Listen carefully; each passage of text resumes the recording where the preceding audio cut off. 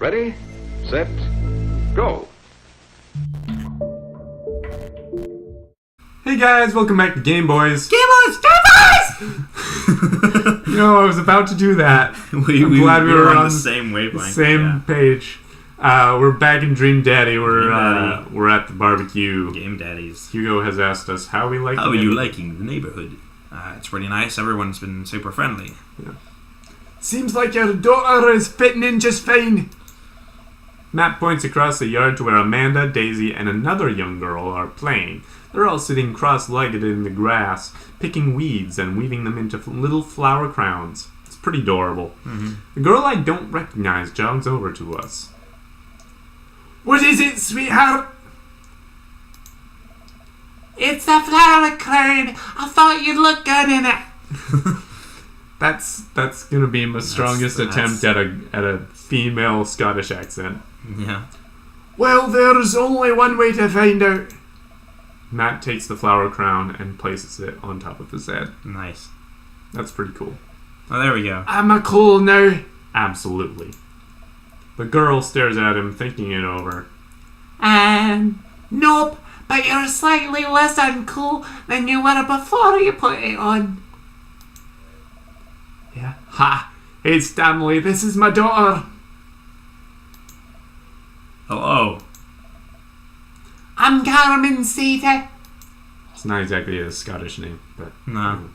Amanda comes over with Daisy in tow. Hey, look, I'm making friends. Are you making friends? You better be making friends. Yeah, actually, Amanda, you remember the cool barista from the coffee shop? And my old college friend and your teacher. Oh, hi, Mr. Vega. I didn't realize we were neighbors. Yep. Yes. You still are going to get me that overdue term paper. Oof. Hi, great seeing you. Amanda finger guns her way out of the conversation like a champ. It's an overdue term paper, holy shit. We've trained her well. No. She learned the finger guns move from me. I'm very proud. Yes. She's definitely a charmer. Speaking of which, where did my son go? Boy. Hugo looks around the party. He must finally spot him because his eyes go wide. I just now realized usually when I'm recording, I don't leave the window open. And I also didn't turn on the light. We'll see how the lighting is. It'll shift as it goes. Yeah. I mean, it's not like they can't see us. It's just gonna be fancy. It's a little bit more natural lighting now. Because his eyes go wide. Ernest Hemingway Vega, are you smoking? Really? Of all the authors to name your kid after? Ernest is holding a lit cigarette. Nope. I can't believe you. I cannot believe you. I see Ernest across the way. He casually takes a long drag of his cigarette and then flicks it into a gutter. Unbelievable. Excuse me. Hugo marches over to Ernest, and I turn my attention to Matt and Craig. Kids, right? Smoking crack. Man, I do not envy Hugo. The last barbecue we had, Ernest tried to shove a sparkler down Joseph's pants. Nearly burned down half the yard. My R's are getting a little less rolly. It's a struggle. And the barbecue we had before that, you actually burned down half the yard. And then it spread onto my lawn and burned down half of my yard too. Hugo walks over to us, practically dragging Ernest behind him. This is the face of that voice. Hey everybody, sorry about that. Stanley, this is my son, Ernest. Hello. Ernest looks away, sulking, his hands shoved deep in his pockets. Hugo nudges him impatiently. Hey! Nice to meet you, Ernest. What grade are you in? Doesn't matter. Oof. Ernest. Okay, I'm in 8th grade. God, are you happy now? I'm sure you were just dying to know. You know, that somehow weirdly fits. Yeah. Good for you. Can I go now? I'm tired of talking to old dudes who blame my generation for the failing economy. He's got us there. He's got you there. Ouch. Oof. Ernest. Oh yeah, because I'm totally embarrassing you. Ernest puts earbuds in and storms off to stand in the corner. Well, that was certainly something. He seems nice. Hugo puts his head in his hands and sighs. I'm so sorry. He's having a really rough time. Clearly. As much as I want to be the cool dad, I have to be the authoritarian dad, and he clearly resents me for it. Oof. I think as a dad and a teacher, that's about as authoritarian as you can get. Honestly, are any of us cool dads? Is it even possible to be a cool dad? Well, yeah, there's Craig. Yeah, there's Craig. Craig's a cool dad. Craig's the coolest of the dads. What? I'm cool as a cucumber. You are not. See, that right there. You can't say that. My kids think I'm cool. But for how long, Craig? How long do we get to be the cool dads? When I said Craig, I also meant Robert. Yeah. He is a cool dad. Yeah. I don't know. Coolest dad is the one who goes to Dead Goth and beyond. Yeah. I think we just have to accept the fact that as dads, we've become the machine we once raged against, and accept our fate to unironically wear socks with sandals. Your kids may think you're cool now, but the moment they hit puberty, you're doomed.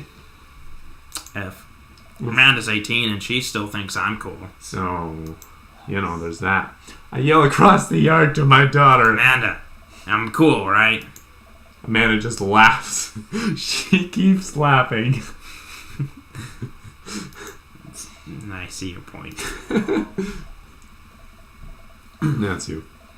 As much as we all want it, I don't think it's as important to be a cool dad as it is to be a good dad. We can't all be best friends with our kids. It just doesn't work.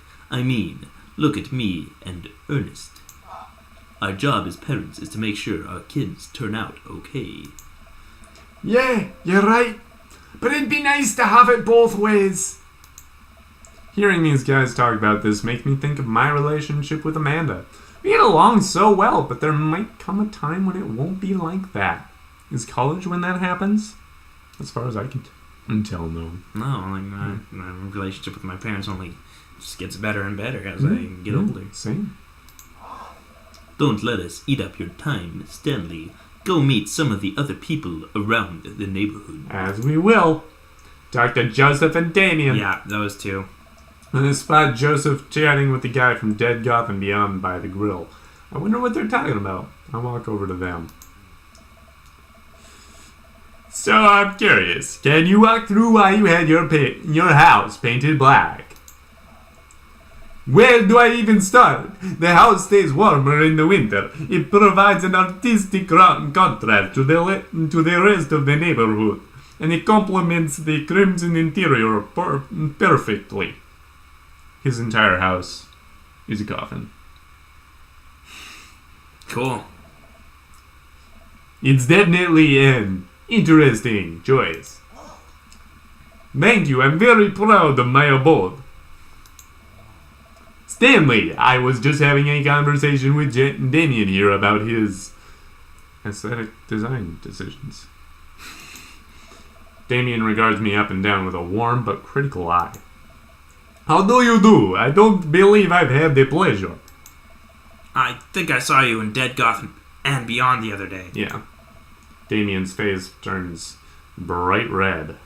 We have the same eye color. Oh yeah.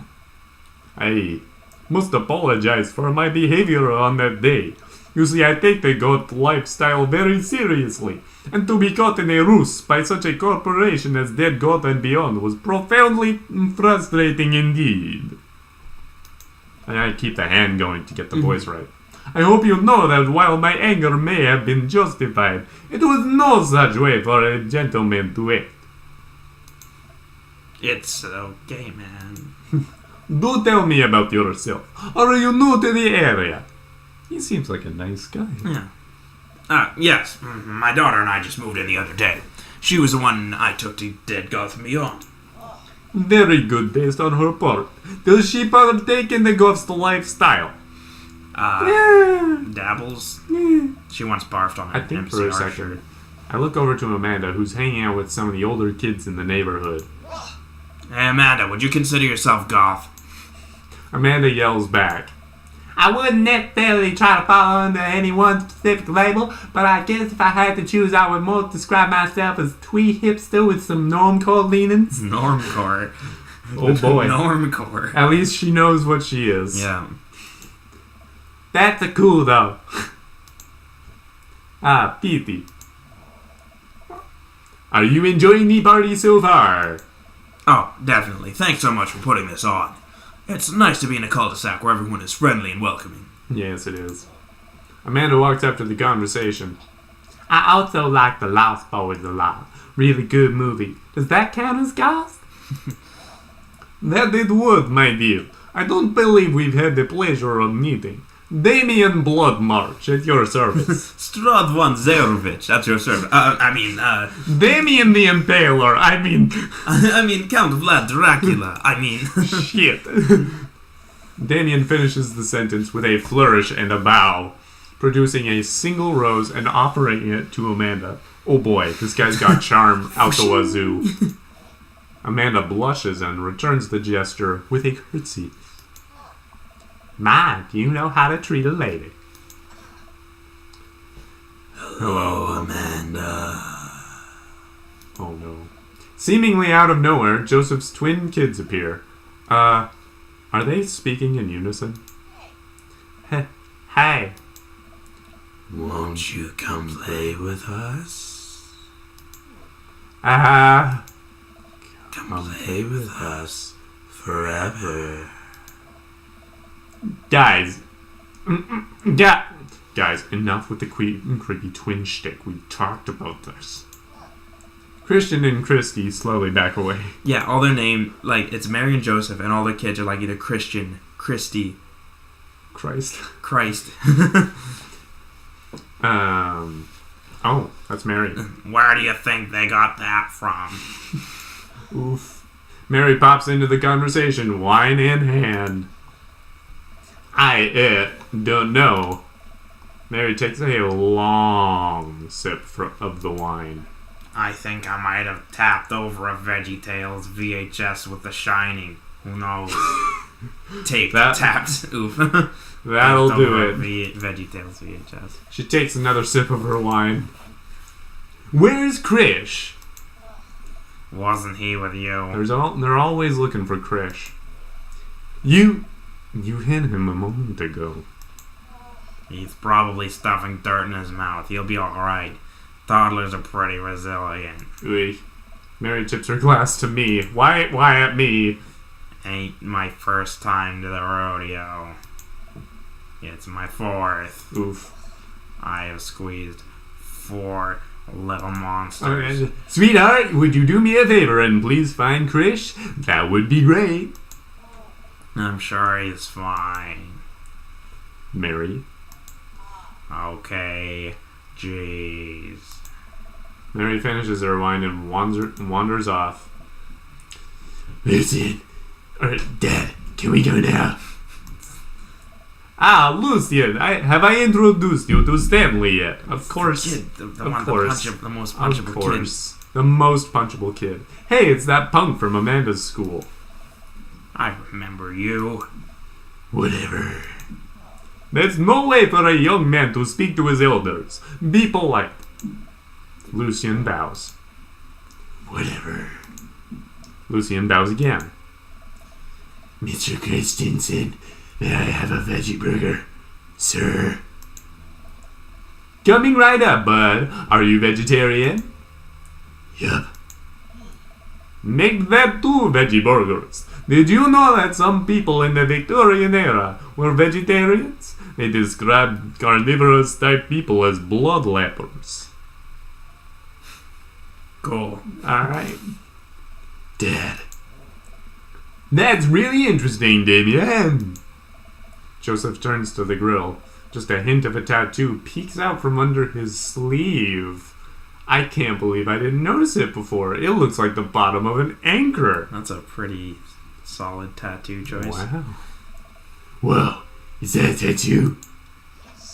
Yep, I wasn't always a youth pastor, you know. Unlike some characters. Yeah. Hey. And wherever he is. That's so cool. Want to see mine? Yeah, I see a 666 What? on his wrist there. Just order 66. Ooh. Lucian pulls back some rubber Yeah, bracelets, 666. revealing a lopsided 666 in black ink. My buddy gave me a stick and poke tattoo last week. I think it's healing up pretty good. Lucian! Hey, we'll talk about this later. That's pretty cool. What's the significance of the tattoo? I don't know. I just thought it looked sick. Well, in my opinion, the only reason you need to get a tattoo is because you want one. Careful though, that number carries weight. Man, Joseph is a way cooler youth pastor than I thought. I just figured youth pastors popped out of the womb with a Bible. I wonder what he did before preaching. I know one that just popped out of the womb with a Bible. Oh, yeah. Our good friend Jake. Our good friend, Pastor Jake. And without further ado, let's work some magic. Yeah. We're going to get to burger time in the next episode. So thank you very much for watching. If you like this video, feel free to click the like button. If you got any cool tattoos, tell us If about you it. have any cool tattoos or any cool tattoo ideas, put those in comments. If you tattooed 666 somewhere on your body, I want Yeah. to know. The more conspicuous, the more I want to know. Yeah. And if you haven't subscribed or rung the bell, those are both things you can do. We'll see you later.